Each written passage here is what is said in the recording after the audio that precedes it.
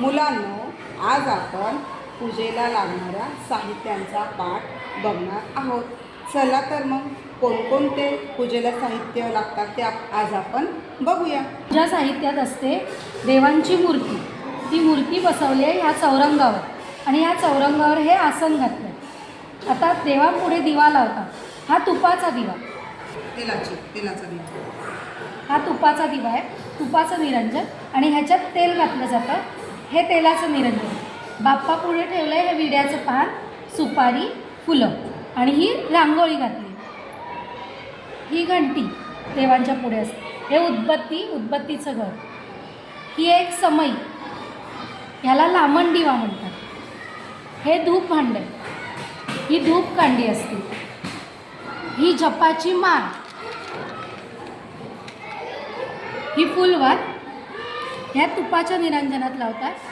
ही समईची वात, हे तेलाच्या निरंजनात लावतात, तेलाच्या समईत लावतात. सहाण, चंदनाचं खोड, हे चंदनाचं खोड ह्या सहाणेवर उगाळून जाऊन ते गंध असतं, त्याचं हे असं गंध तयार होतं.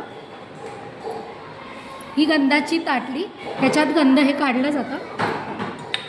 हे पंचामृताचं भांडं, दूध, दही, साखर, तूप, मध. अत्तरदाणी, गुलाबदाणी,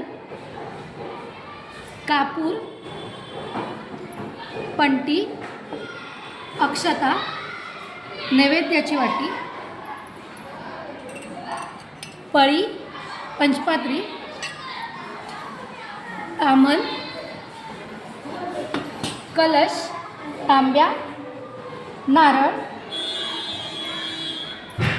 हे हळदी कुंकवाचं भांडं, टाळ, झांजा,